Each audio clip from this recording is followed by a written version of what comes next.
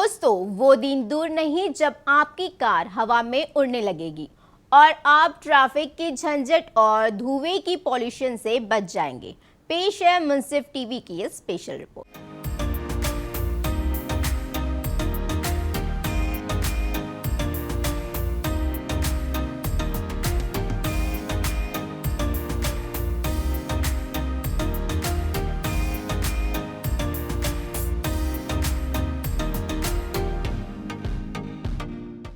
China की एक company aviation farm जो गिटेक्स ग्लोबल एशिया की सबसे बड़ी फ्लाइंग कार कंपनी है, दुबई में इलेक्ट्रिक फ्लाइंग टैक्सी का तजुर्बा किया है।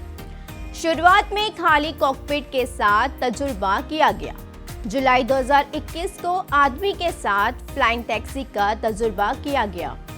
डिजाइन की गई टैक्सी 2 आदमियों के लिए है। इसकी रफ्तार 130 किलोमीटर फी घंटा है और इसको टेक ऑफ और लैंडिंग करना बेहद आसान है। अभी इस पर तजुर्बा ही किया जा रहा है और सेल्स के लिए मार्केट में नहीं आई है।